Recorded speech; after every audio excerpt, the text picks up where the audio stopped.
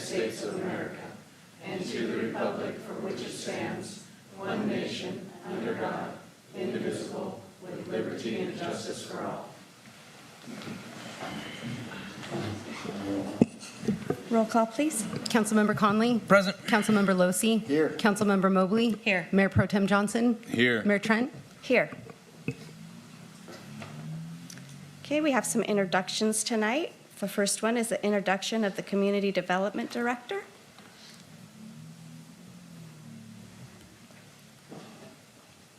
So thank you, Council. I'd like to introduce Sherry Meads. As you see, she's sitting there. She'll come to the podium in a minute. But Sherry comes to us from the city of Santa Rosa. She was a senior planner, and she started last Monday. And we've had quite a bit of time to be able to go through a number of the projects that the city has coming, but a little more. So Sherry worked for a number of years as a senior planner. Prior to her planning career, she worked as a nurse also in Sonoma County before she changed her careers.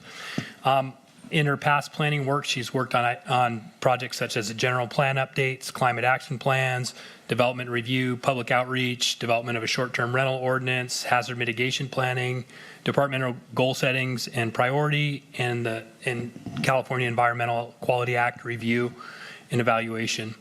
Sherry's already demonstrated her willingness to roll up her sleeves and worked on a number of complicated projects. We've introduced her to the mill site specific plan. She's getting integrated with some of the county staff on the climate action plan. And I think we got her plugged into the county planning effort for the hazard mitigation plan. So there's a number of things already. She's ready to roll up her sleeves and get to work. And then she's also really done a great job getting to meet our team in the building department and planning department and demonstrated that she's willing to be a good team member and a leader for that department. So I'm really excited that Sherry's here. And with that, it should be on Sherry. Great. Good evening, Mayor Trent, Mayor Pro Tem Johnson. I'm Sherry Meads, your new Community Development Director, and I'm just so excited to be here. We have a busy night, so I won't take your time because hopefully this is the first of many times I'll be before you with something to say. But I just want to say I greatly appreciate this opportunity. I am so impressed with the city, with the leadership, with everything that's happening here, and just really happy to be part of this community. So thank you very much. Thank you and welcome.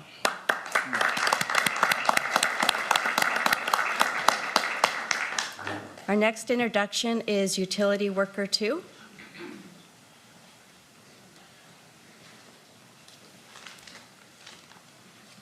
Good evening, Honorable Mayor and council members and everyone else here, and to the big crowd tonight. Just want to introduce you our newest member, Daniel Rockholt. He is a new Utility 2 in the Water and Sewer Department, and he moved into Fortuna area about junior high, and he's grown up in the high schools and still around here, and he has a family. He got hired on after being employed as a temporary in the parks for about 6 months, and he was through the express employment. And so he was a temporary employee over there, had an opportunity to put his application in, and was able to come on as a full-time person. So I just want to introduce you to Daniel. Thank you, guys. I'd like to appreciate the opportunity you guys gave me to work here, and I look forward to working many years here. Thank you.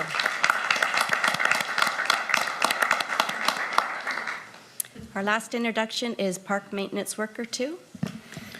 Thanks. I'd like to introduce John Paycheck. He is our new Parks Maintenance 2 worker. John has an extensive background in maintenance, and most recently at the City of Fortuna as a Parks Maintenance Worker 1, which is a part-time worker. And I will say that we had 28 applicants for the position, and a lot of them were extremely qualified, and John rose to the top of that. So I think it says a lot to John and his attitude and his work ethic to be able to fit in with our parks crew, which was one of the many hardest working crews in the city. But those guys move at a pretty fast clip, and they have pretty high expectations for their folks. And so it says a lot that they chose John to be the next full-time parks maintenance worker. Good evening, Mayor and council members. I just want to take a moment to thank you for having me here this evening. Thank you, Merritt. And I wanted to thank Jesse Town and Bob for being so accommodating and welcoming. And I look forward to seeing you all in the community. Thank you. Welcome. Okay, next we have a Measure E annual report presented by Measure E Chair Sue Long. Thank you. So basically, Aaron did a wonderful job of putting together the report that's in your packet. So I could stand here and read that all to you word for word, but that'd be a waste of time. So just a few highlights for the public who might be watching or listening and the people who are here. Measure E is a 0.75% transaction tax that's added to sales tax here in Fortuna. And that passed in November of 2016. It was going to expire in March of 2025. So in order to be able to plan our budget more thoroughly and efficiently, we went back to the voters in 2020, and now Measure E will expire in 2033. So the purpose of Measure E was to provide public safety, programs for youth, programs for seniors, roads, streets, drainage, and I'm really proud that the city has kept to that specific use for the money. One of the things that's really helped us is that since it's a transaction tax, we get that 0.75% from online sales. So even though people are shopping more online, we are still able to get that money channeled into our Measure E funds so that we can do all of these projects. So just a few of the things that Measure E provides is it's about $1.3 million for 2022 to 2023. And we have several positions in the police department. A lot of our money goes to the police department, about 48% of Measure E funds. And so we have 2 detectives, a community service officer, one of the canines officers, and the other one is through donations, thanks to the hard work of our Chief of Police, Casey Day. We've used it for a match for grants for several projects in the city that wouldn't have been able to happen without it. Some of them were drainage. And if you'll notice, one of the drainage projects that we were able to do was the Roner Creek. Is Roner Creek right behind the boulevard? And we've had all of this rain just inundated us the past few weeks, and the boulevard has not flooded. So that is super cool.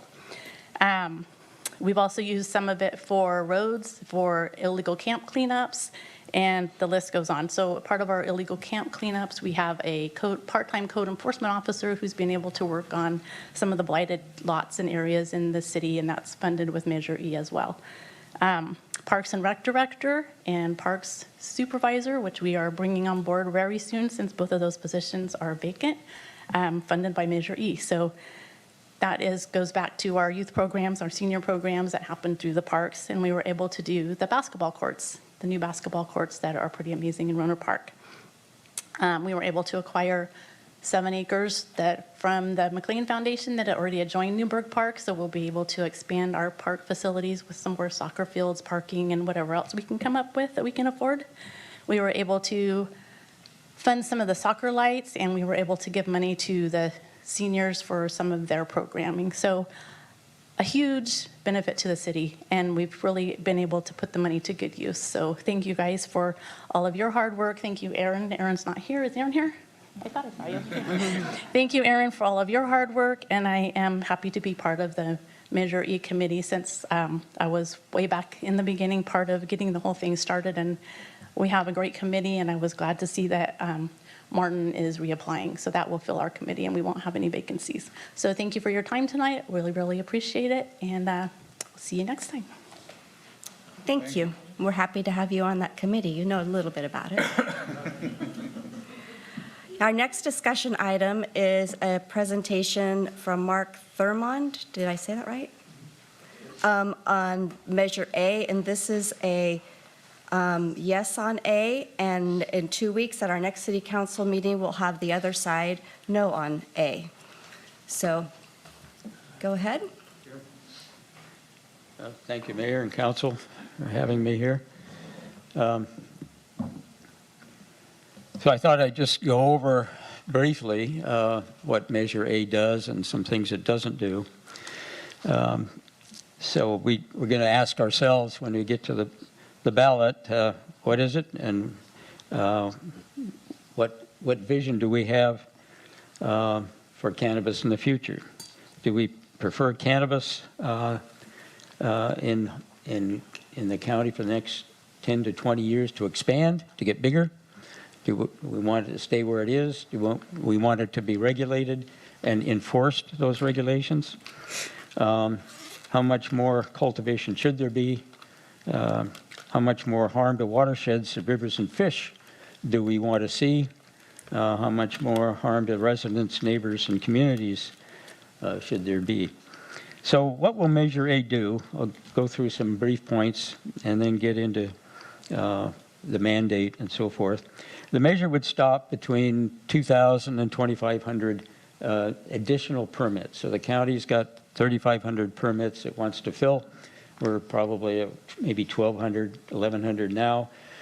So it's due to triple, add another 2,000, 2,500. This measure would stop it at about where it is, maybe a little less, around 1,000. It would allow additional, would not allow these additional footprints of cannabis grows on the watersheds. Therefore, there'd be no additional harm to fish, wildlife, and the streams. Except for the small farms, the measure would limit additional expansion of cultivation to the existing farms, so they wouldn't be able to go beyond their current area. Again, this would not allow the additional increase in footprint of these farms. No more multiple permits would be issued, which has been allowed in this, what they call permit stacking. Allows industrial size or mega grows to come in and develop a lot of permits on one parcel. By stopping this, again, we're reducing future watershed impacts. Measure A would create a new land use section in the general plan. General plan is the, sort of the constitution for the county. The measure mandates that it can't be changed except by another vote of the people. So why is this mandate necessary? Well, if we don't have the mandate, the people could vote and approve this measure, and then 2 weeks later, the Board of Supervisors could just negate it, vote it down, reverse the vote of the people. So that's why we have a mandate. It's really to protect the vote of the people. Some claim that the measure would be cast in stone, could never be changed. That's not true. We saw 3 months or so ago, the board took 4 weeks to get an initiative ready to go on the ballot. It changed its mind, but it only took 4 weeks, not 20 years, as some people claim. So getting a vote of the people through the Board of Supervisors is not an onerous task. In addition, the measure has directions to the county to develop a number of ordinances and guidelines that give the county a tremendous amount of flexibility in definitions, implementing language, and so forth, that gives them leeways to sort of craft the measure in language that works for them under their circumstances, still maintaining the direction that the mandate gives for its general purpose. So what's new in the initiative? First of all, there would be the new requirements would be placed on the county. The county must improve the enforcement of regulations by undertaking at least one annual on-site in-person inspection with up to 24 hours notice. So this is a slight change in the current regulations. There's no more grower self-assessment or satellite-only inspections or inspections with several days or weeks of advance notice. The county also must expand and improve its public process, giving more voice to the people and allowing neighborhoods to have a say. So the county must investigate all resident complaints, must hold public hearings, bring the applications before the public, no longer outside public view in some ministerial process. The county must notify residents and neighbors of permit applications in their neighborhoods. So why did we pursue the initiative process? I think this is a fair question. In our investigations, following a lot of incidents that we witnessed ourselves in our own neighborhoods, we found case after case of problems involving pollution, nightlight pollution, toxic algae, illegal water diversions, a toxic water dumped into a stream that actually serves a public swimming pool. We see some of these in the press today. There was Mad River Grow that was fined for a lot of sediment pollution.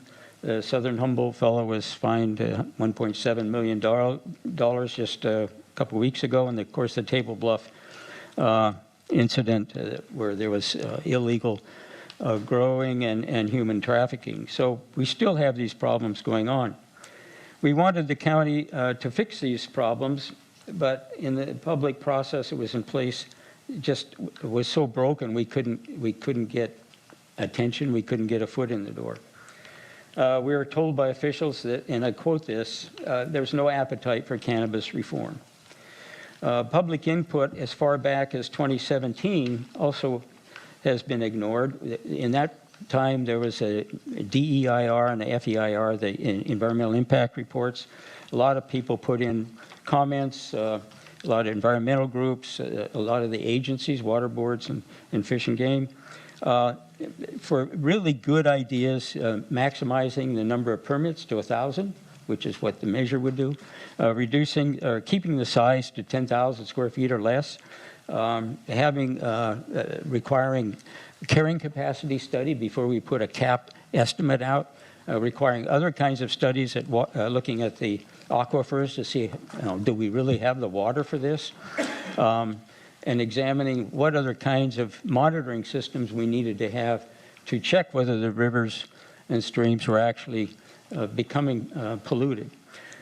So these didn't make it into the ordinance, and these are really good ideas. So we had took a look at those. We ran it by a lot of people, talked to an awful lot of individuals in the various agencies, talked to biologists, a lot of just people off the street, a lot of neighbors and neighborhoods we found live in fear and don't want to talk about it. They're afraid that the word will get out and there'll be retribution. Not all growers are like this, certainly. There's some very good growers, but this happens enough to warrant keeping quiet. So we even found this in getting signatures, including in Fortuna, where we had people say, well, I'd be glad to sign this, but we're going to have to do it over there behind the car, or I'll have to meet you someplace else. I don't want anybody to see me sign this. So we have people, for various reasons, are quite fearful. And we've had people who won't show up to meetings like this to advocate for Measure A because they don't want people to know who they are. And I won't get into that much more, but the point is that we pursued the initiative process. And in 1911, California was the first state to take on the initiative process and has developed it quite extensively, and is created just for these circumstances where the normal political process does not allow a voice of reasonable people to be heard. And in a recent decision against the growers' lawsuit that would have deprived the citizens of the right to vote for Measure A, Judge Canning said, the initiative is one of the most precious rights of our democratic process. So that's why we did this. It's also a First Amendment right to remind people about the right to redress grievances. And I'd like to address a couple of false narratives that we keep hearing about and set the record on that. Measure A does not restrict all new structures on all farms, as some people claim. It's an incorrect interpretation of this clause defining expanded. So expanded, and I mentioned that we could have expanded areas in farms less than 10,000 square feet, but above 10,000 square feet, expanded cultivation would not be allowed in Measure A. So cultivation area, cultivation intensity, and the usage of power and water resources. So the definition is, and it shall mean, this is a quote, shall mean an increase in the size, intensity, or resource usage of commercial cannabis cultivation activities. It's clear and unambiguous. This doesn't apply to bathrooms or garages or other structures not associated with an increase in cultivation area, intensity, or resource usage. Now, part of the problem that people have is what constitutes definition of a structure. So to figure that out, the county will have to define what it means by structure after Measure A is approved, if it's approved. So Measure A has authority, so to speak, over the ordinance language, and the county would then come in and work on the language to clarify any issues like this. Nevertheless, there are clarification sometimes is needed, and that's why the measure specifically authorizes and directs the county to put that kind of clarifying language in there. We also hear opponents say that Measure A would restrict environmental improvements like solar panels and water tanks. Well, first, Measure A actually requires water tanks and ponds if you don't have enough water. So it's just the opposite. And it further mandates that the county has to interpret the implementation of the measure so as to promote the environment. If it interprets it in a way otherwise, it would be in violation of the measure. So if the county actually did forbid somebody from putting in solar panels, which would be an advance step towards improving the environment, it would be in violation of the measure. And then finally, I want to address this analysis that the county put forward, and you have a copy in your packet, I believe, of our response to the county. This was an analysis the county put out after Measure A was received enough votes and was approved for ballot. The county report claims in a number of ways that Measure A would be bad for the county. And it is not accurate. It uses misinformation. It makes false assumptions. It does things like it says there's no tourist permits are not allowed. There would have to be a hearing to get renewals. None of that is in the initiative. None of that is even implied in the initiative. So there's a number of false claims in there that really negate its value in any way, in my opinion, and in other opinion, that it should be used in any way to assess the value or the worth of the measure. Please take time to read it. So in conclusion, I guess to reiterate, we have to ask ourselves, well, what do we prefer for cannabis in the next 10 or 20 years? Do we need a further threefold expansion with limited enforcement and limited public voice, or do we need something like Measure A? No. Thank you for your attention. Any questions? Do I take questions? I don't know. Any questions from council? Just a clarification. Sure. Mark, at the beginning, you mentioned that the measure would limit those people currently with permits, even if it was under 1,000 square feet? No. They would be able to expand up to 10,000 square feet in their area. Up to 10,000? Up to 10,000. So if a person has a 5,000 square foot grow permitted, they would be able to add another 5,000? They could apply for that. They'd go through a process. But yes, it allows expansion in area up to 10,000 total square foot. Okay. And I'm told that there are up to 1,000 permitted grows right now in Humboldt County, which and about the equal number of unpermitted illegal grows. Measure A doesn't affect those illegal grows, of course. No. We're just talking regulation. So with Measure A single person currently can have multiple permits. If they have multiple permits now, they keep them. And any permit they have now is their property, and this measure protects vested interest and property rights. So anything you have now that's been approved, you keep. And that includes grows over 10,000 Yes. square feet? Yes. And they're grandfathered in? Or? They're grandfathered in. The county has an ordinance that refers to this as legally non-conforming use.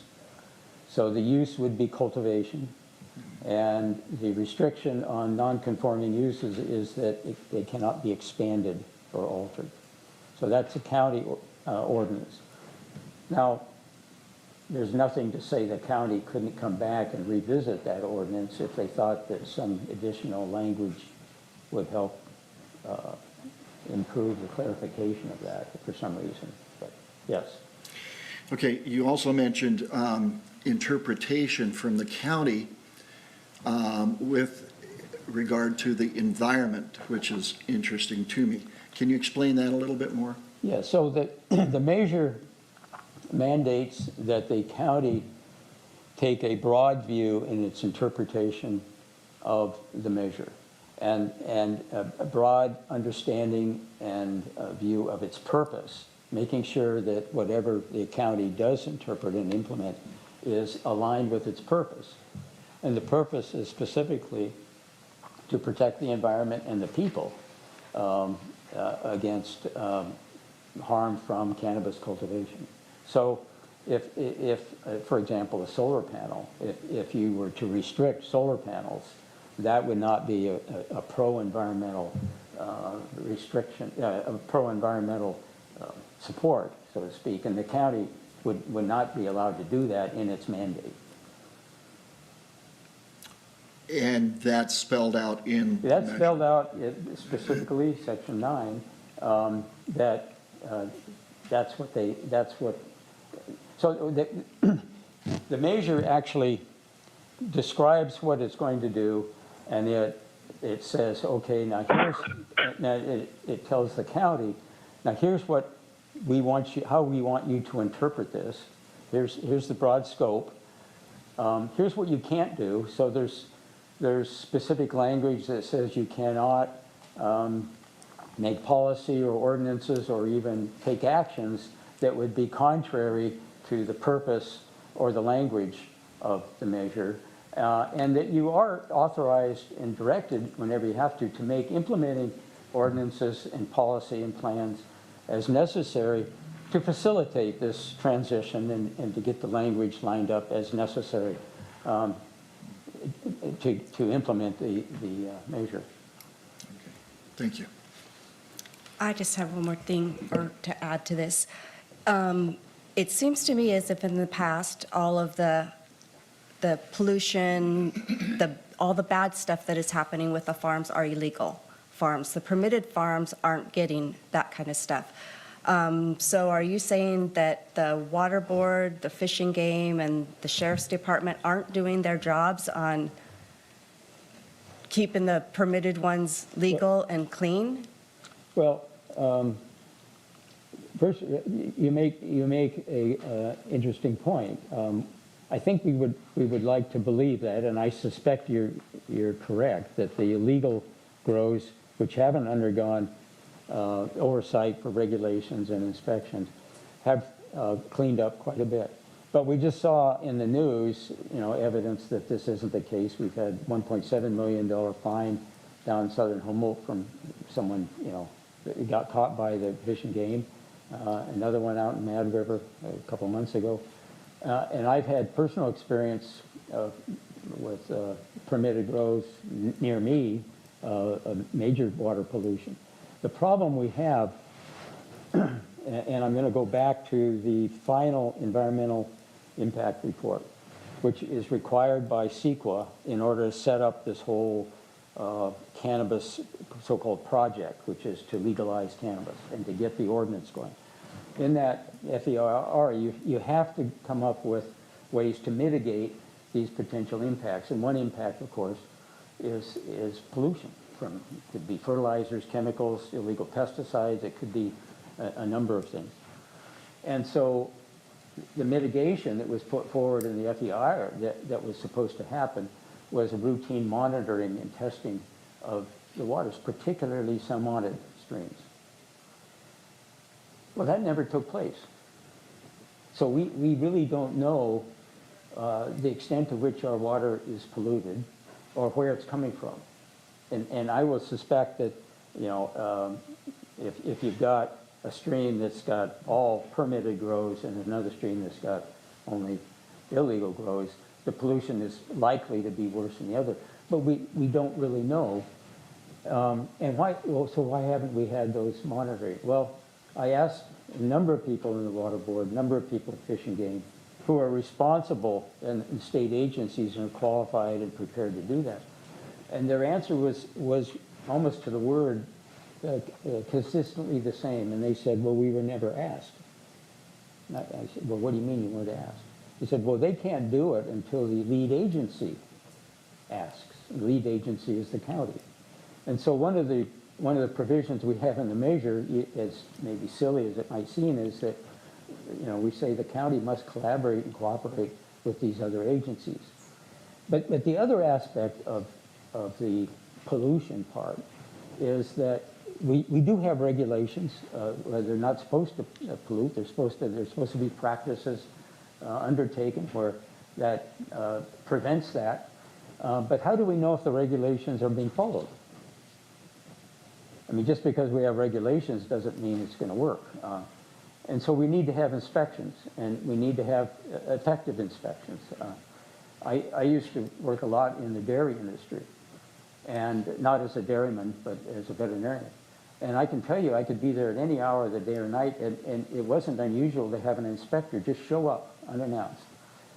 So they would inspect the daylights out of these dairies. They'd take samples, they'd look for labor problems, they'd look for animal welfare problems, they'd, you know, any number of things. A veterinarian can drive by and just look out and take what they see.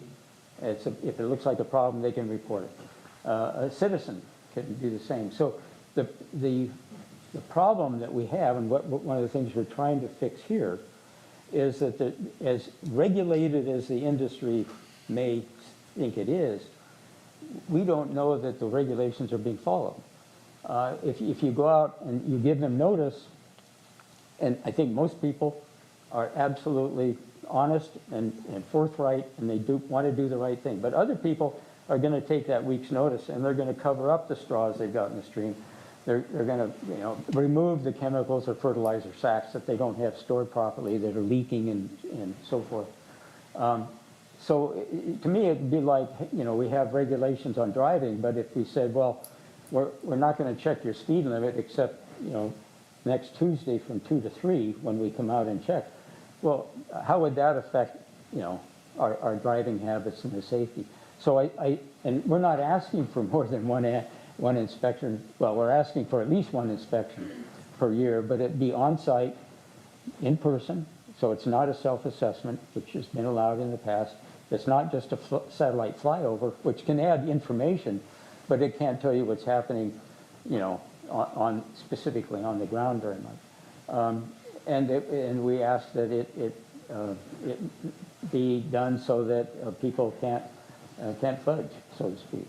So I think that's you know, one of the reasons. We don't really know how much pollution we have, and the pollution that we probably do have, I think we have to be fair and look at all sources. I mean, it could be from someone's backed up sewer system, their residential area. It could be a number of things. But we're seeing increased algal blooms. We're seeing a change in the toxin in these algae. The fish and wildlife biologists are really concerned about this. The Mattole River, despite its increased flow last year and lower water temperatures, had a terrible algal bloom, and it was a different toxin, I'm told.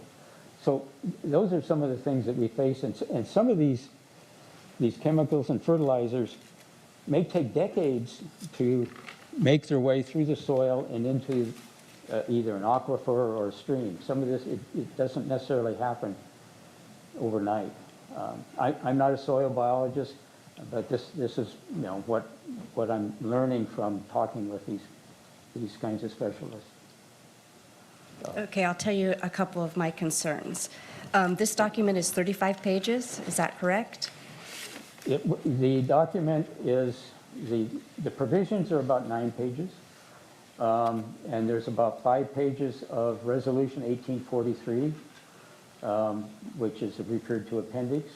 And then there's the rest of the pages are land use plans, coastal plans, and ordinance language that's put in there to show where one or two words have been amended.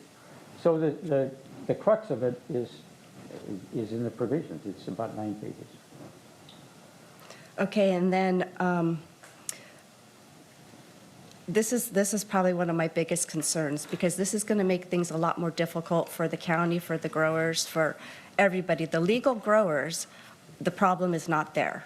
The problem is with the illegal growers, and this does not address any illegal growers. That's correct. It doesn't. And You're going to force more legal growers to go the other way. well, I'm not convinced of that.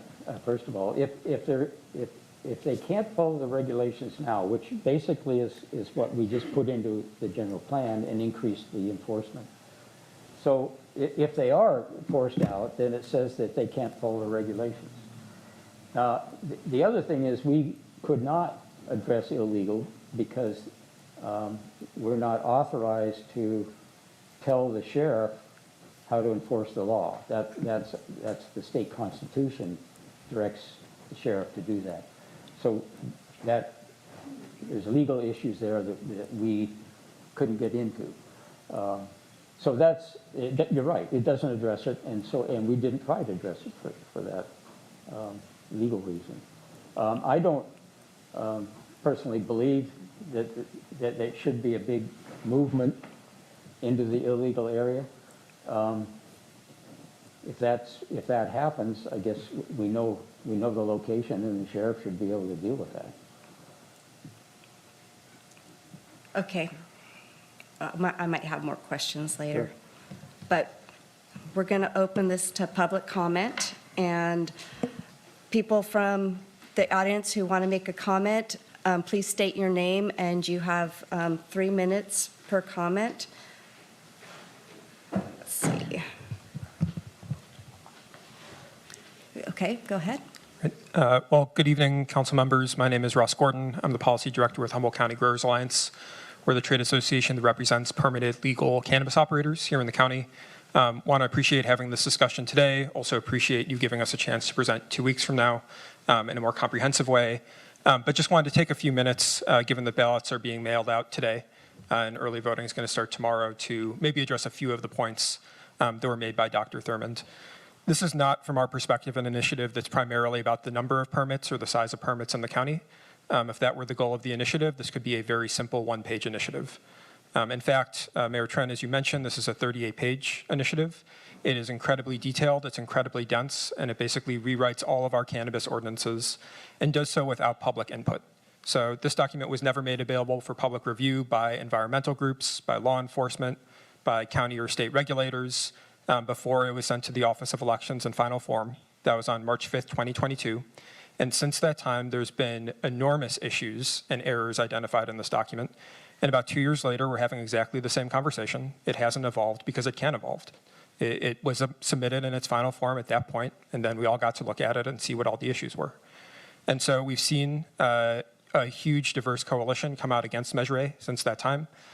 So the sheriff has opposed Measure A, Humboldt Deputy Sheriff's Organization, Arcata and Eureka City Councils, Supervisors Bushnell, Bone, and Wilson all oppose the initiative.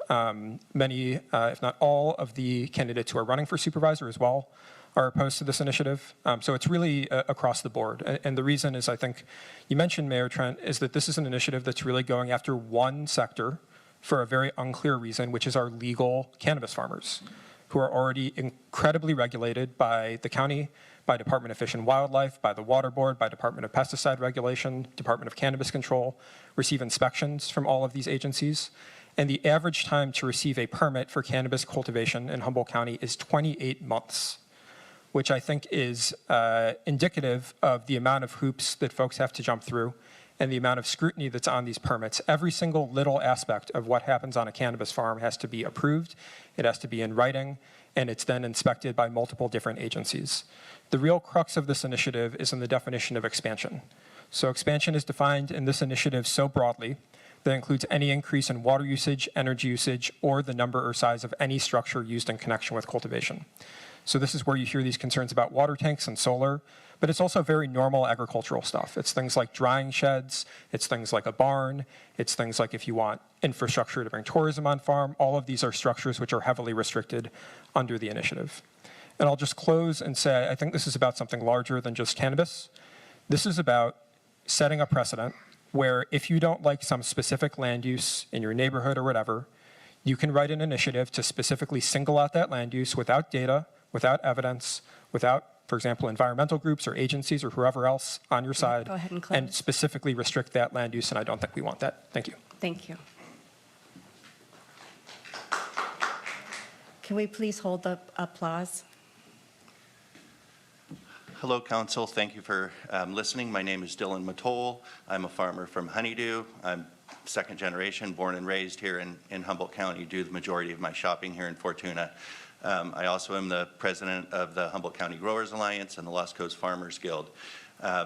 Incredibly frustrating, of course, to sit here and listen to the proponents of Measure A talk about inspections and these sort of things as if they have any inkling of an understanding of what actually is involved in the system. They speak as if the Humboldt County ordinance that permits our land use to get a state cultivation license is the all-encompassing body of permitting that we work under. We are inspected. We do have 24-hour notice inspections or immediate owner inspections with no notice by the Department of Cannabis Control. We're also inspected by the Ag Department. As a farmer who's been in this process since the very beginning, I've been inspected no fewer than twice every single year. I am a small farm, outdoor only, in Honeydew. I'm not a mega grow. When they do talk about inspections, it's interesting that they bring up some of these recent cases.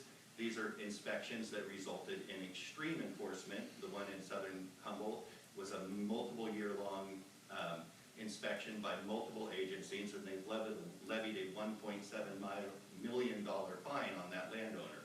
The bust in Lolita, another example of the sheriff doing an investigation, probably based on neighborhood complaints initially that led to arrests and the shutting down of that grow. So we are not in a system that lacks inspections. As far as water pollution and these things they talked about, we are not legally allowed to use any form of unregistered pesticides or fertilizers. We are the most regulated agricultural crop in the state of California with the highest rigor testing of any product in the state. So when he mentions dairy farms, all of that, that's great. Every gram of product that we produce goes through state mandated testing and is destroyed if it were to have any evidence of any pesticide, which would then in fact trigger an inspection of our site most likely. So, there's multiple redundancies. We are regulated for water use and reporting. I don't know what they're talking about non-monitoring. Every drop in and out in our water systems is recorded, regulated, and reported. Just this week, our annual water reports are due. We operate under a special state water order for cannabis. 38, I could see the confusion as you listen to this presentation by proponents on this. It's incredibly confusing, and that's why the county went through and wrote a 27-page analysis of every bit. They are the agency that would be implementing this land use. And so when they... Can you close? Yes. In closing, I'll just say the sheriff is against this. Our county is against this. There is nobody, no environmental. I was on the board of the Salmon Group that is involved in water monitoring. Tasha McKee, who's been working for years in water forbearance, is opposed to this. They have nobody on their side. Thank you. I hate to cut people short, but we only have 3 minutes for each person, so I'm going to go like this when you're down to 10 seconds.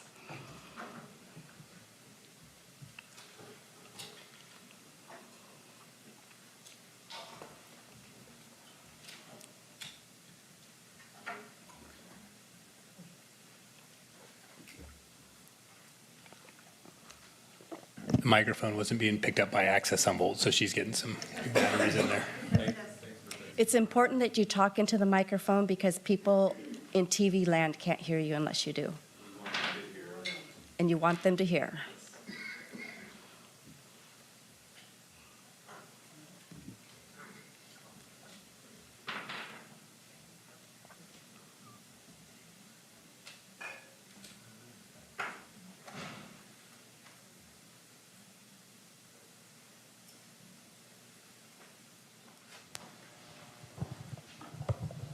Test, test.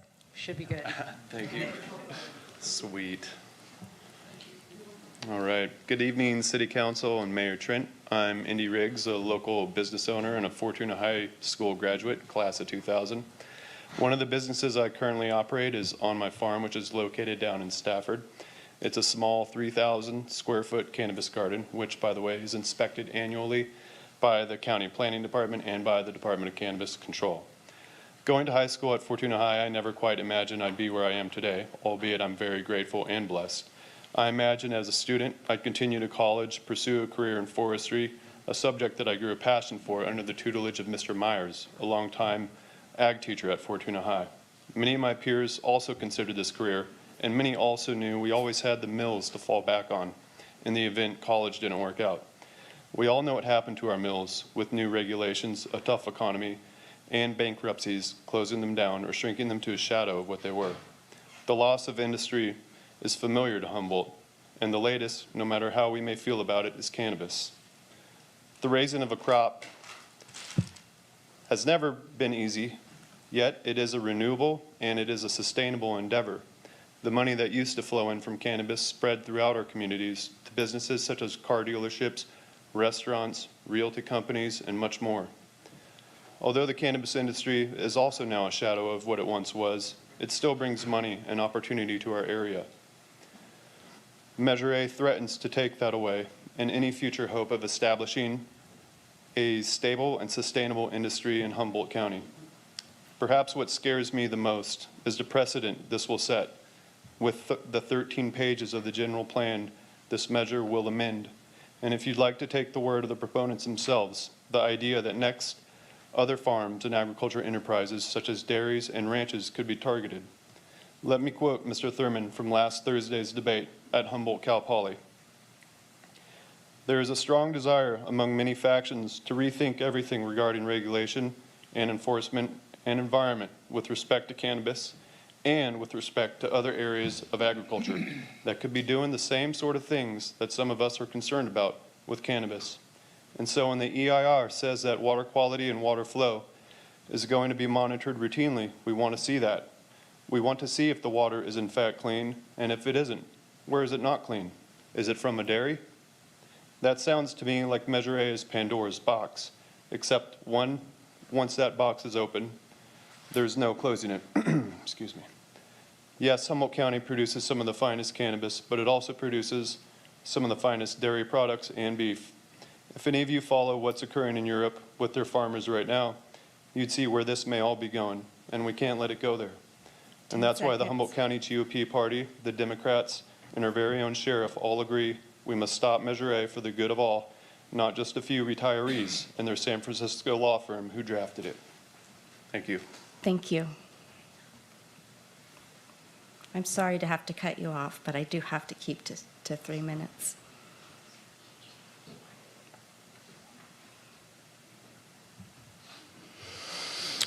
Mayor Trent, Council, good evening. My name is Walt Wilson. My wife and I have been trying to figure out how to vote on Measure A. And I noticed that our sheriff is against Measure A. I was going to ask Mr. Thurmond how he can explain the fact that the sheriff himself is against this measure. Having heard all of this tonight, I have no idea what this measure is all about. It looks like a bunch of gobbledygook, frankly, and I'm afraid we have to vote against it simply because we can't understand it. So that's it. Thank you. Thank you.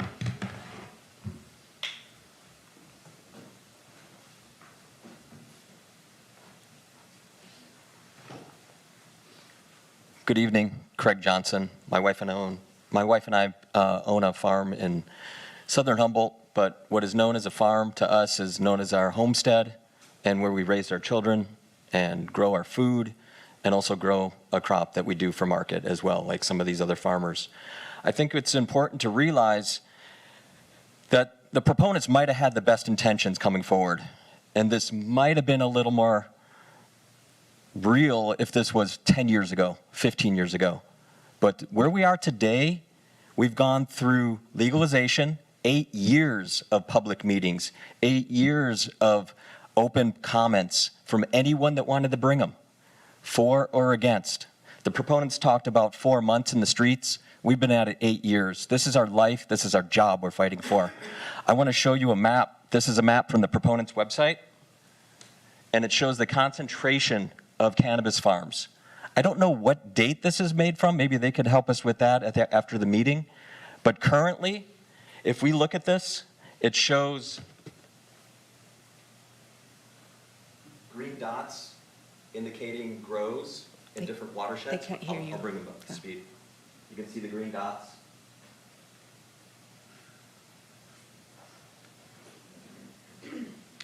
Each of these green dots represent farms from maybe 5, 6 years ago. I'm not sure when they put this on their website. But we can look down at the legend, and the legend says it all. One green dot is about 1.5 miles, okay? So let's realize that. All these dots are farms. Today, with the farms that are left, we have a total of 0.25. Oh, sorry. Thanks, honey. 0.52 square miles of farms left. That's 1/2 of a square mile. So you could take one of these green dots, cut it in half, and that's all of us that are left. It's been a mass extinction event. I mean, there's no one left.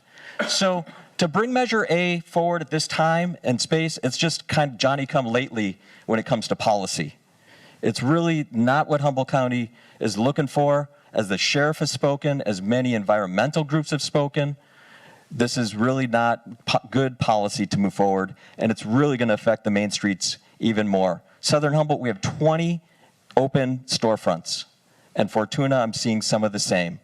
And this is our main street as well. I just bought a stove from the appliance store down the street. We shop for our tires here. We come to the dentist here.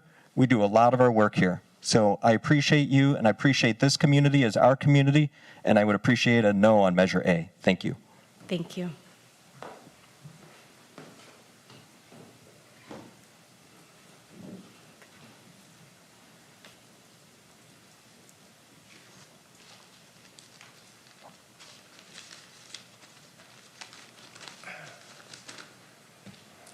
Hello, my name is Nick Erickson. I am owner of Full Moon Farms. We are an environmentally friendly farm out in Highway 36. We use rain catchment water for all of our irrigation needs. We are on solar. And my family's been in this area since the early 1900s. I'm on the policy committee with the HCGA as well as the board of directors of my local volunteer fire department out in Dinsmore.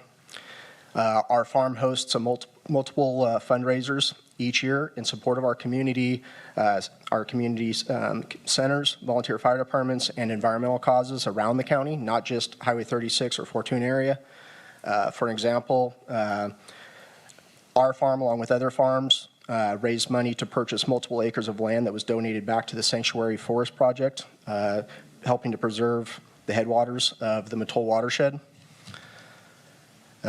I'm here today to urge you not to support Measure A. There is a reason so many businesses, organizations, and individuals are against Measure A. From the Sheriff's Department, various chambers of commerce, city councils, local tribes, small businesses, ranchers, loggers, environmentalists, politicians, lawyers, and a rare unifying of every political party in the county opposes Measure A overwhelmingly. This is for a reason. They can see through the personal bias. They can see through the hollow claims that are not backed by any facts or science. They know if Measure A passes, it would undo and undermine years of collaboration work, building and implementing the most stringent regulations of any agriculture industry in the state. If Measure A passes, it would be a direct hit to our economy, to our tax base, and would set a dangerous precedent for future land use and property rights. Any landowner should be alarmed at what Measure A represents. If Measure A passes, it would shutter the doors of small farms like mine, the type of farms that care deeply about the land that we operate on, about our community. We are here trying to dig through for a brighter future for Humboldt County. Nobody's in this for the money anymore. This is passion. This is family. This is because it's what we do. Measure A directly attacks the good players, the small farms like us, and does nothing to upset the illicit market. I just ask you today to stand with your community, with your county, and formally oppose Measure A. Thank you. Thank you.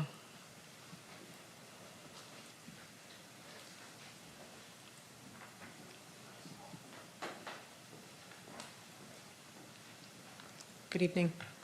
My name is Polly Kinsinger, and I am a resident of Fortuna and a permitted cannabis cultivator.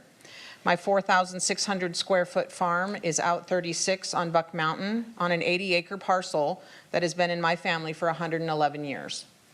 I'm here to ask you to support the No on Measure A campaign.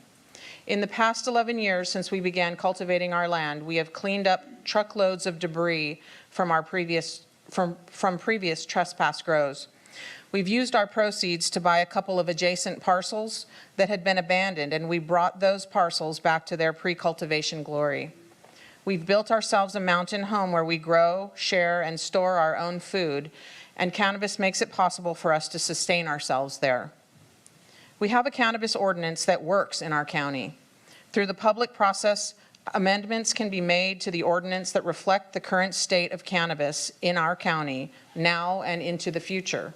Adding new regulations to an already rigid regulated industry will not solve the problems that the proponents set out to solve. In fact, as Sheriff Hansel mentioned in his recorded support of No on Measure A campaign, more regulation may have the opposite effect of pushing operators back into the shadows where regulation is less effective. When this measure was originally put together, there was a lot more cannabis in Humboldt County. The current state of the cannabis market in California has already pushed so many cultivators out. The so-called green rush is over. Help those of us who are left continue to live here, raise our children here, pay our taxes and our mortgages, shop at Strell's, Scotty's, Wyckoff's, and Forbusco, and continue to provide environmental stewardship to our properties and to those of our neighbors. Thank you. Thank you.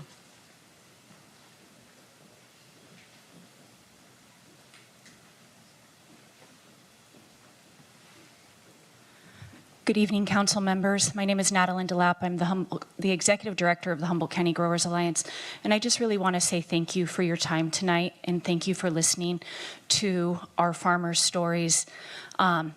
Your time is valuable, and I know that we are scheduled to come back in 2 weeks, but you've heard from us, and you've heard, I would say, probably a pretty good amount, and so if you guys want to skip that presentation in 2 weeks and make a motion to oppose Measure A, we would be okay with that if you are. Thank you. Thank you.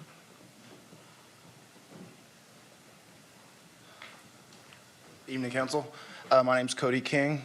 I was born here in Fortuna. Like a lot of these people, I went to high school here, and 2016 kind of was a turning point for me because it gave me an opportunity to come out of the shadows and to kind of make a career out of what we've already been doing for our whole lives.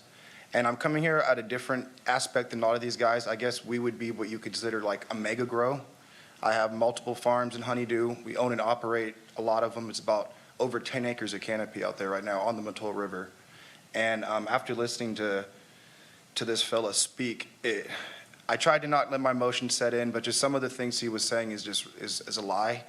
The environmental impacts is a big point for us. It's February 5th today. We have he kept bringing up the watersheds, and that's something that was irritating me because we have over 8 million gallons of rain catchment water tanks, ponds, and water tanks set throughout Honeydew, all on the Mattole, down on the Mattole River, close to it. And as of February 2nd, every single rain catchment storage you had was overflowing. And even in the biggest drought, I think it was 2019 or 2018, we never even got down to 30% containment or 30% to our fill line. And And all the talk about water pollution, when you're growing in a pot and you're feeding in 6 inches of dirt, that water is digested and evaporated in that plant in a matter of 2 days. None of our spill or runoff touches the ground. It stays within a pot or it stays within a weed containment mat, which we have all of our beds built in. And so a lot of those things, the light pollution is complete BS. I mean, since 2019, there's been a law that we have to have those covered, so everyone's had those covered. And as someone that has been in the gray area and came out of the illegal world of this, I guarantee you, everyone I know and everyone that I work with will not adhere to this. And all it's going to do is make more illegal grows. And an illegal grow, we don't have to have those regulations, you know? And so you're going to have people that don't have the mindset we do and that have been working for 8 years to do everything correctly and to build a brand and build demand for our product, you know what I mean? And that's the second thing, is not only are we doing it environmentally conscious. One, I was born in Fortuna and I've lived in Honeydew. My dad's buried in Honeydew. Our family's been there forever. So not only are we taking care of the land, but our 5-year plan isn't dictated by a 10,000 square foot cap. We're in 11 dispensaries in Humboldt County from Rio Dell to Arcata, and that's growing. And we're growing from the Bay Area. We're getting into stores in LA, Santa Rosa. We just did a big drop in Merced. So we're growing our footprint, and just like any business wants to do, you're progressing and our demand is expanding. And so a 10,000 square foot canopy it's not fair for us that have worked 8 years to build a brand and to have a demand for our product and to get shelf space. And it's been an uphill battle this entire time. And so all I ask is you guys would vote no and listen to the future of your community and not the setting sons that are retired and have personal vendettas. So thank you. Thank you.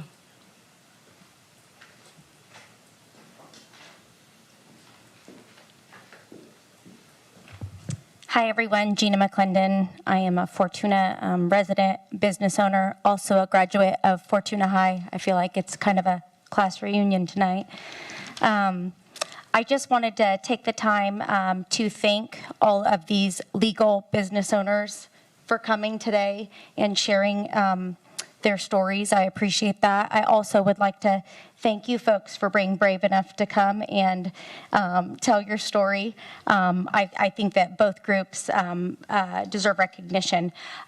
Measure A aims to address the complex issues of the coexistence between legal cannabis farmers and the citizens who share neighborhoods and the communities with them. While I recognize there are still issues that need to be addressed, it is my belief that Measure A is not the right solution. Recognizing the dynamic nature of our communities and the challenges they face, it is imperative that our ordinances are flexible and easily adaptable. A rigid regulatory framework hinders our future ability to respond to this evolving industry effectively. Governing through convoluted and lengthy ballot initiatives is never an optimal approach to solving local issues. Acknowledging that there is still work to be done to fine-tune our cannabis ordinance, not only to best serve the residents, but also our legal business owners. I urge you to consider the implications of this measure. It is necessary to vote against Measure A. Thank you. Thank you.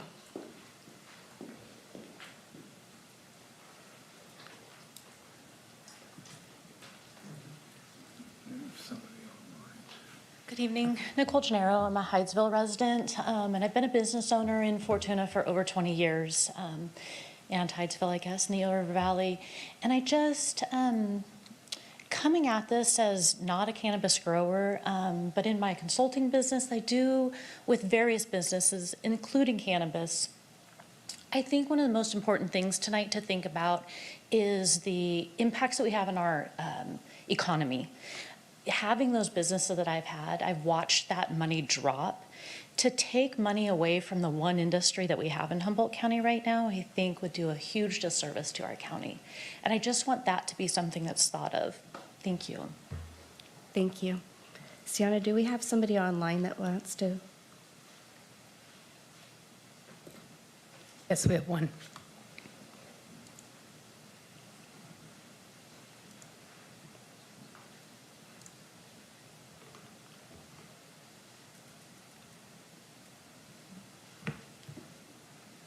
Hello, can you hear me? Yes, we can. Thank you. Hi there. My name is Matthew, and my family and I own a small farm in southern Humboldt County. And there's a few things I want to tell you guys today. This has been really frustrating for me to hear the proponents of this measure dispute and argue with the facts that are being presented. John Ford in the planning department came out with a staff report on how the county interprets this and how they will enforce it. And the proponents have disputed that. But the proponents aren't the ones that sign my permit. No, that's John Ford. So I have to listen to him when I have to choose who to listen to. And the same with the sheriff. The sheriff is against this, and I support our law enforcement.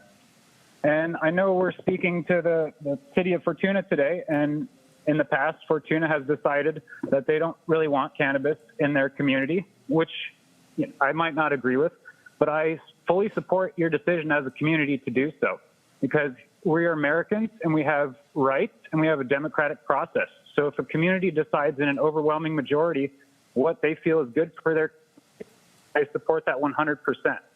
But what I cannot support is what's going on tonight, and that's the proponents trying to manipulate all of you people today and use you as a means to achieve their goals.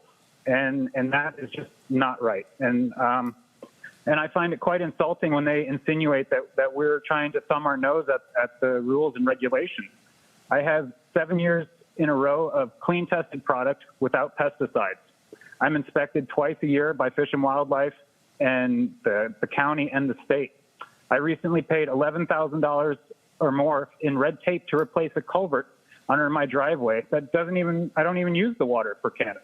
We're 100% rainwater catchment. And I have to record my domestic well and report that annually to the water board as well. And as Mr. Thurman said, he's not a soil biologist. He specializes in cattle and studies cows.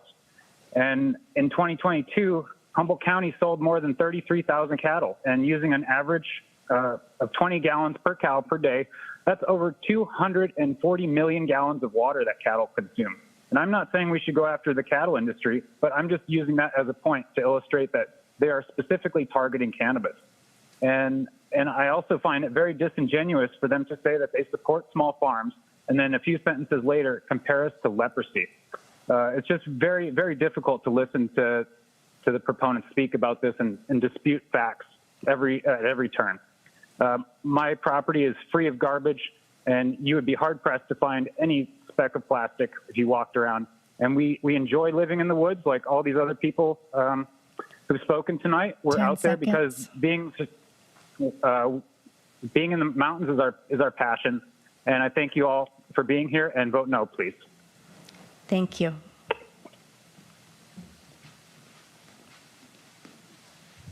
Good evening, Mayor, Council. Humboldt County 2nd District Supervisor Michelle Bushnell, and I appreciate the presentation from Mark and Betsy, and also the speakers for public comment. I was on an ad hoc with Natalie Arroyo, and we met with Mark and Betsy quite a few times and tried to work through Measure A components and answer questions, and tried to, with Director Ford was also there, tried to really address the issues. And it was, we got a lot of conversation, we had a lot of conversation and heard a lot of concerns, but in the end we weren't able to come to a resolution that they felt was satisfactory. Cultivation is a really hard business to get permitted in, and it has 4 agencies that constantly inspect you. You have to report to. I would urge you to talk to those agencies. Not one of them are here tonight to speak, to say that they're for this. I would also urge you to go to a cultivation site and look at it. I'm fearful that Measure A will allow for illegal cultivation to happen and flourish again, that people will go that way because it's just so difficult to permit. It's difficult now with the process. The inspections that they refer to, those are done every year. Also, you heard them talk about 4 sites that got busted last year. Why did they get busted? Because the process worked. That's really important to note. What I really urge you as council members to do is to do your investigation, to call the planning department, to call the state, to call Fish and Wildlife, to call water quality. Really, really do that. And question the Measure A. It's really important that everyone does their homework. And like Walt said, he can't understand it. It's pretty easy if you want to reduce to 10,000 square feet and you want to have no other growth. It's not 38 pages, it's probably 2. So appreciate your time tonight. Thank you.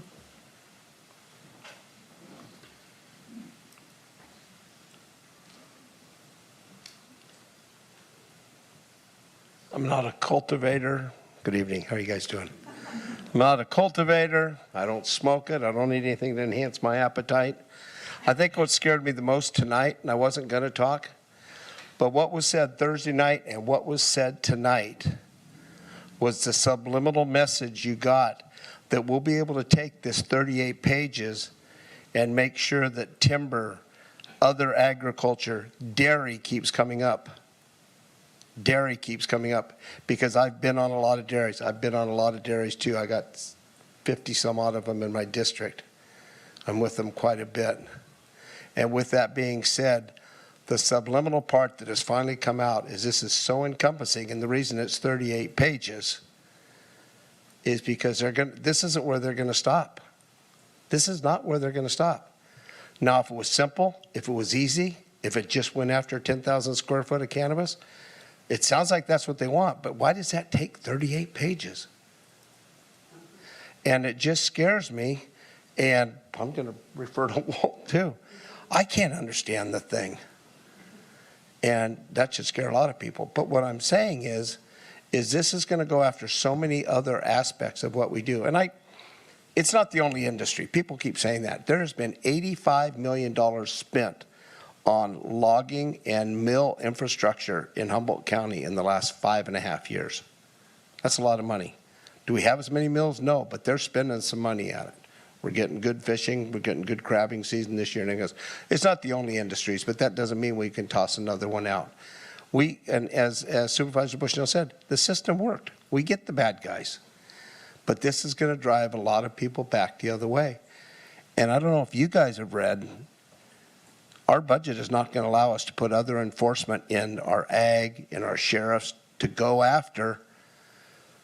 I think people want us going after criminals that are doing bump in the night. I mean, we've got an environmental district and everything else, and that's high on our list. But as of now, you have to show your water, you have enough water storage. We're pushing, we've pushed, a lot of the things they're asking for sounds great, but it's already being taken care of. We've already heard that our sheriff is not doing his job, or they don't feel, but if this is the case, why is it, 28 months to get a permit, but why is our Humboldt Planning and Building Department against this? Why is our sheriffs? And for God's sakes, whoever thought we'd have the Greens, the Republicans, and the Democrats agree on anything? So I'm just saying, it really scares me. I'm not saying this is a bad thing, but they didn't want to change anything once they got it written because they thought they had it. And if you don't think it was misrepresented, I got misrepresented one day by some people that didn't recognize me, and they were talking about how many grows we were going to have. So it's built on a hill of sand, and I don't want to be on top of that one. Thanks, you guys. Appreciate what you do. Thank you. Any other comments? Go ahead. I'd like to address what the Measure A really is. It protects the vested rights of the farmers that we have now, okay? Does that. It's 38 pages because our 9 or 10 pages had to be attached to the existing ordinance. The existing ordinance is the basis of Measure A, and what we did was add the consensus that we found in the 2017 DIR comments, many of which came from Fortuna, and that's why we're here tonight. The environmental organizations had a consensus that 10,000 feet was enough. They had a consensus on one person, one permit, one parcel, one permit. We didn't invent this stuff. We took it from that, and it's public record. You can You can check it out. It's fairly easy. You scroll down to the bottom of the page and it's all there. The intention is to stop the next green rush. The ordinance that the growers and the county got together and wrote in 2017 is not a terrible ordinance at all.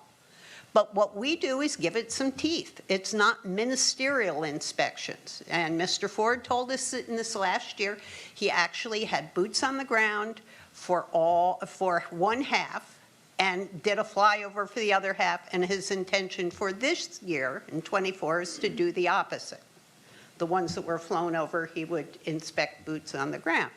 So it's not going to hurt the people that are now in business. And I agree with them. Many of them are good farmers. They actually don't get rid of their soil at the end of the year. They build on it. And they have water catchment. But it doesn't do anything to them except does not allow it to expand over 10,000 square feet. And we feel, and many of the agencies felt, natural resource agencies and environmental groups felt that 10,000 square feet, basically a quarter acre, is appropriate for the type of ecosystem we have. It's not all Ferndale with a high water table. We have a lot of fragile soils up in the hills, and that was the consensus. So we didn't dream this up. We just went back. Public participation's a good thing, except there's a real history of it being done and then ignoring what people said. And look at it for yourself. There was a real consensus on size and number. Also, when the initiative was filed, we couldn't get a real count of how many farms there were. Planning said they weren't sure. We got different numbers. So we figured it around 10,000, probably 10,000, 1,000 or 1,200. If it's dropped down to 750, that means like liquor licenses, we'll be able to have that many more permits issued.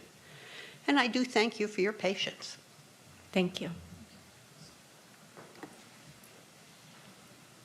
Any other comments? Seeing none, I'll close public comment. Back to council. Go ahead. Today and yesterday, as I was reading through the information that came with the attachments and all, I read in three different places talking about interpretation, and the county will need to interpret, and I heard you bring that up also about interpretation. And I've spent a lifetime, it seems like, working with grant agreements, ordinances, insurance policies, and exclusions and inclusions, and stuff that they specifically say they won't cover and will cover. And there's no ambiguousness. And today we can see in state government and federal government where as the administration changes, the interpretation and definition of words change. And so if there's ambiguousness in something such as this ordinance or a state law or a federal law, it brings out fear. People are, because it'll eventually be used against you at some point, it seems like. People can be made felons overnight. A business can be shut down just by changing a comma. So when there's any ambiguousness in an ordinance such as this, it's going to make people automatically afraid. And I think that's where a big problem lies, is that words have meaning, and if the meaning is not understood and the intent is not understood, it's not going to be supported. And that's what's happening here, I think. That's all I have. Thank you. Any other comments? Did you have one? No? Well, I'll just say that I actually have gone to a few farms. I was pretty naive on cannabis until we started looking at our ordinance. And I visited a couple farms. I had no idea there were so many different types of plants.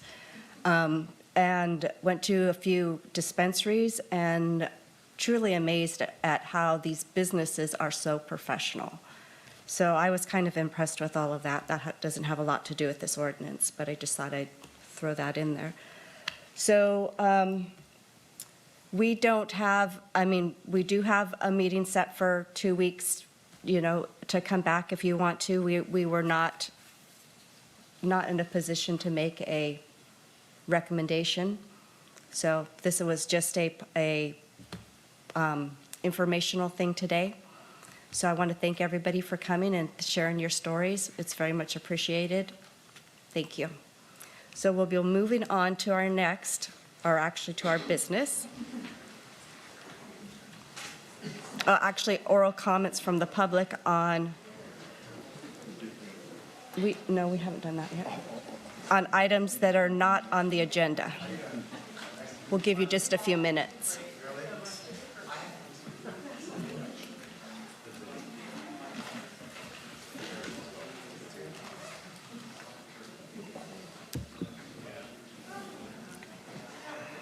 Which we're losing most of our public, so. I'm like Rex, even when I was a teenager, Mhm. I didn't imbibe. Maybe 10 times. Okay, any public comment from, any oral comments from the oral comments from the public? Seeing none, we'll close that. We'll move to consent calendar. We have city council minutes report of disbursements, approval of a contract with Mercer Fraser Company for minor street paving maintenance and repair project, and council review and approval of commissions and committees. And the parks supervisor. Oh, F. and approval of selection of the Parks and Recreation Director. Anybody want to pull any of them? F, please. Okay. Any others? Okay, go ahead, Mike. Just a comment that, boy, I'm really happy that we are going to have Heather Stevens on board. I know that we had a lot of really excellent applicants for this position, and it was a difficult choice to make with regard to all of that, the applicants that did apply.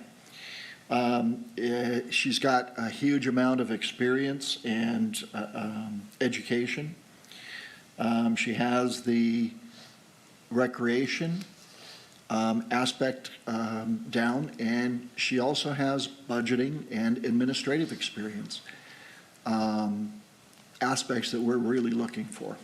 So I'm sure that the rest of the council joins me in saying that we're very glad and happy that she's going to be coming on board. With that, I will move to approve the consent calendar.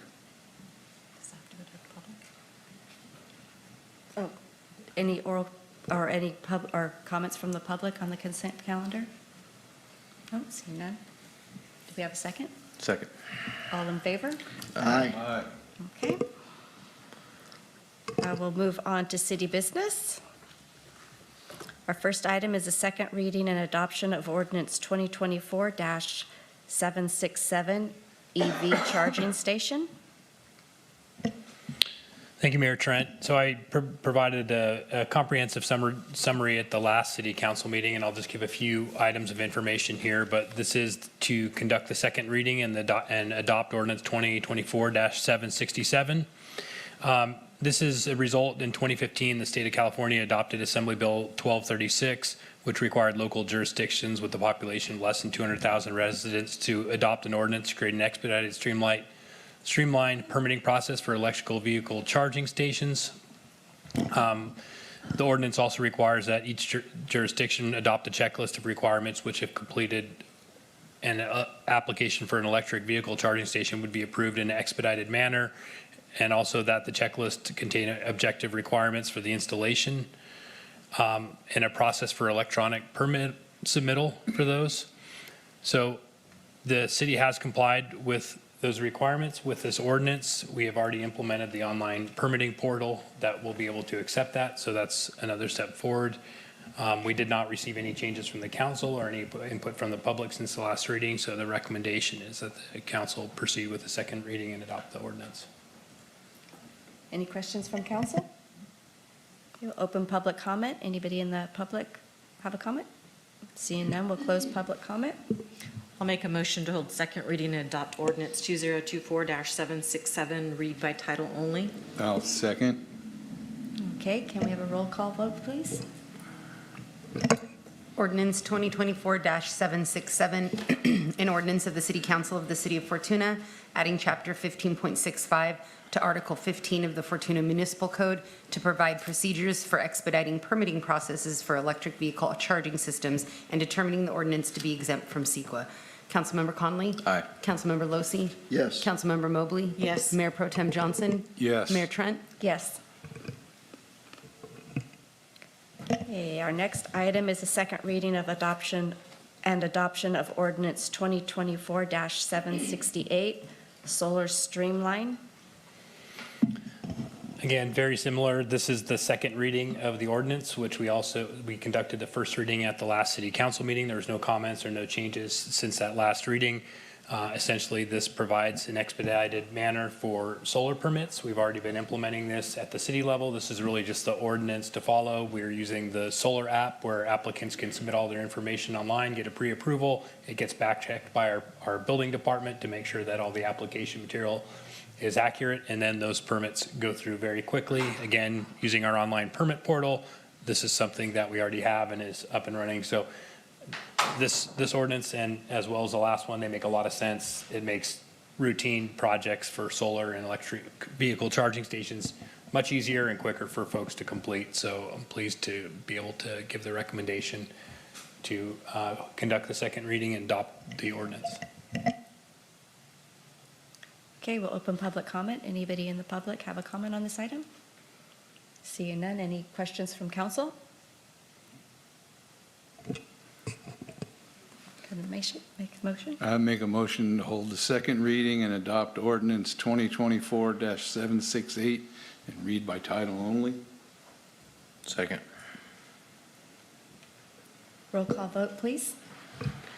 Ordinance 2024-768, an ordinance of the City Council of the City of Fortuna, adding Chapter 15.67 to Article 15 of the Fortuna Municipal Code to provide for expediting permitting processing for small residential rooftop solar systems and determining the ordinance to be exempt from CEQA.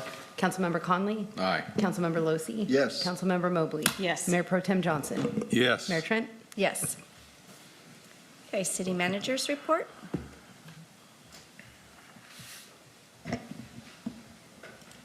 Thank you, Mayor Trent. So there's just a few items. I'd like to review our upcoming meeting schedule and then some changes. Our next city council meeting will be on February 20th at 6:00 p.m. Our next planning commission normally would be held on February 13th at 6:00 p.m. However, that meeting has been canceled, so our next meeting will be on February 27th. Our next Measure E meeting date is March 19th at 5:30 p.m., the regular meeting time. And our upcoming Roner Community Recreation and Park District meeting will be on February 7th at 2:30 p.m., all at City Hall. And our next Fortuna Business Improvement District meeting will be on February 27th at 8:30 a.m. So just a few things that I wanted to report. One of those is that I'll be attending the Cal City City Managers Conference this week, Wednesday through Friday, so I'll be out of the office, and I believe Aaron will be our acting city manager. I hadn't asked him yet, but I know that Aaron's around and is always up for the task. Another item that I would like to report is we were able to recover some of the funds that we spent at 2386 Acacia. Aaron just had checked with the county. We put about $25,000 into abatement and demolition and cleanup at that site. It was quite an extensive site, and you never really know if you're going to see the money back, but we got the $25,000 back plus about $15,000 in penalties. So we saw $40,000 coming back from the county. Thank you to the county for following through and getting that property sold and getting some of the money back in our general fund. I will say that I got an update from Brendan Bird, our Public Works Director today. He said that So the PG&E has been installed at the pod. I know last time I was there, they're working on flooring. They put in the desks and the casework, and they're putting in the appliances. So the lights are on. They have they have power at the building right now. So it's really exciting. It's starting to look like a warm facility that can be occupied. We're waiting for good weather to do some of the site work and get the grading and paving done, but it's going to happen really quickly, and they're moving along at a pretty good clip. So we anticipate once we get a little bit further to be able to start showing the council and the public that when we get a little closer to construction. Our task now will be how do we make sure that we're getting everything done. There's a lot of loose ends when it comes down to communications, some of the 911 servers, some of those take really precise coordinations. And one of the bigger tasks right now is, and it might be the critical path, is how do we get our phone system transferred over there, because we have more than one vendor that are involved with that. And so Sienna and I and others are jockeying that, but you wouldn't believe how tricky it is to take phone lines here, get all those numbers transferred over, get the software to support them, get the hardware in. I mean, there's just a number of conversations. So it's a tricky thing. And I will say that Sherry and I are working on the layout for the reuse of the police facility at City Hall, and we're thinking a lot about that and how we can best use that space. And some of the things we're thinking about is, people are still going to show up, so we should probably have a police presence there, and for how long. And so we're going to be talking about that at our department head meeting tomorrow, and thinking about that reuse, because it's getting close now, because that the police facility is on track to be done in April-ish. No longer March-ish? We won't put a hard date. So again, Brendan's been putting a lot of work into that coordination, so he'll probably won't know what to do with himself when that project's done. We'll have to start another one. So that's all I have for my report. Thank you. Real quick, do we have a budget hearing coming up? Aaron, I don't think we have a workshop scheduled at that point. So one of the things that we're going to be doing is setting up a workshop for revenue generation. So we pulled the council for a date, and we're not exactly, so I'll confirm that date, but I don't have it scheduled at this point. And Aaron, do we have a date? I don't think we have a budget workshop scheduled at this point, but Aaron just did the mid-year. We'll be bringing back the budget down the road. The last we just had was a mid-year budget review. Okay, I'll eliminate the 13th. No budget meeting. That's a placeholder for potential revenue generation. So we haven't solidified that yet. We may request that the council have that meeting, and so please keep that time blocked out. Okay. Got it. Thank you. Okay. Any future agenda items? No. Okay, we'll move on to council reports. Councilmember Conley. Thank you. I had a prior obligation on the last REDAC meeting, so Mr. Losi went for me so he can report on that. I will commend our city workers, the Parks and Rec and Street Department. They keeping everything flowing right way, right direction, making sure all this water is going where it's supposed to go. And I saw the Parks Department out there the other day when we got one nice sunny day out there mowing the median. So it's impressive to see them try to whip it all out, because I can't get to my yard. So I appreciate them trying to get to our cities and make it look good. So thank you. Thank you. Councilmember Losi. Thank you. Yes, I attended a regular LAFCO meeting on January 17th. Michelle Bushnell, our second district supervisor, was reappointed as the chair. And we received a mid-year budget report, which appears that the finances are in order. And we approved a revised municipal service review and sphere of influence update for the Willow Creek Community Services District, and as well as ongoing MSRs and spheres for Oric Community Services District in the city of Fortuna, which will be completed in this next year. The LAFCO web-based mapping program is continuing. If you've never looked at the Humboldt County GIS mapping platform, it's really amazing. You can go online at Humboldt GIS platform, and it shows parcels throughout the county. There are overlays that you can bring up. And this is, if you take a look at it, this is going to be pretty much what LAFCO's GIS platform will be, with overlays for annexations, past annexations, and spheres of influence, and all of those kinds of things. So it's a pretty exciting development and program that we're putting on. And like Kyle said, on January 22nd, I attended a Redwood Region Economic Development meeting for him. Scott Dare presented an offshore wind industry report and update.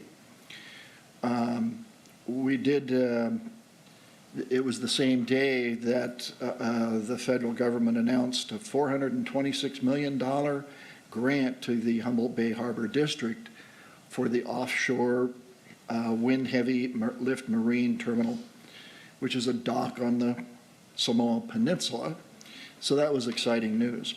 And then we had the election of officers for REDEC, and because Kyle wasn't there, I nominated him for president, chair. Just, no. I didn't do that. Natalie Arroyo was elected the chair, so, and that was pretty much it. Thank you. Glad to help, Councilmember Kyle. Mobley. Thank you. I've had a couple of RCEA meetings the last couple of weeks, but nothing that I can report on. That's all I had. Okay, Mayor Pro Tem Johnson. Well, there's been a few things happening. Last part of January, I ended up attending a online version of a TCPW, Transportation, Communication, and Public Works Policy Committee with Cal Cities. And a lot of stuff in the general briefing they brought up was that February 16th, everybody hold your wallets, because that's the day that bills start hitting the legislature. And by the end of February, first part of March, they start moving into their committees. So that's when bills hit, February 16th. The buzzword this year in the budget is reduce, borrow, delay, and defer. And amazingly, the deepest cuts in the budget are to the climate change programs and housing, which last year the biggest and most important things were climate change and housing. So, and another interesting thing is that the Legislative Analyst's Office noted that while the governor cited a $38 billion deficit, the Legislative Analyst's Office says that he worked on and solved a $58 billion problem. So I don't know which one was which, but that's what came out of the meeting. Then we got into some of the goals for the year, and the biggest things were, and I'm sure there's the same thing in CSAC, especially in Public Works, is local control and system preservation are the two biggest things, because maintenance is taking a back seat to a lot of things, and we need to preserve our existing public works infrastructure. And local control is necessary because we don't have the same issues as the Los Angeles Basin. We know what we need here. Our roads are not the same as the ones down south, and we don't have the same problems. So we have different things that we need to maintain and repair. Looking through some of my other notes, the legislative update talked about autonomous vehicles. I don't know if anybody out here, but I've never seen an autonomous vehicle in Humboldt County.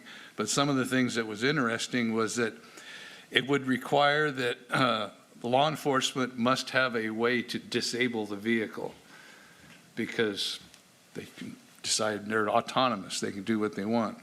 And they would require, this bill would require a local ordinance to operate in their district, in our city, or in the county. So those are things that sounds different, but it's real. And our next meeting is in March in beautiful downtown Burbank. So I will not be attending that meeting. There is no easy, I've flown to LA and back in one day before, but you can't do it anymore, not make a meeting. So, and that's, I did also attend a call regarding the storm and the state's preparations. I think I heard your name mentioned in that call. And I think that the state has the best intentions and in preparation. Our local power companies, PG&E, has pre-staged things. I know on Last Chance Grade, their contractor, there's already in place a emergency repair contract, and there's equipment pre-staged up there. And I think things have worked pretty well, actually, for the amount of rain we've had. Yes, there's been some highways closed, but they've been reopened. We haven't had any major infrastructure failures. Things are still moving, so that's good. And I have another HCOG meeting next week on the 15th, and I'll report about that when we get there. Thank you. Thank you. I want to thank you, Michelle, as he was saying, for keeping us informed on all of the road closures and flooding and all of that kind of stuff. So thank you, Supervisor Bushnell. I just got a text from Chief that said to tell everybody hello. Is he lurking? He must be. I just got it. So Providence Redwood Memorial has announced that they'll be closing the outpatient lab service March 18th, 2024.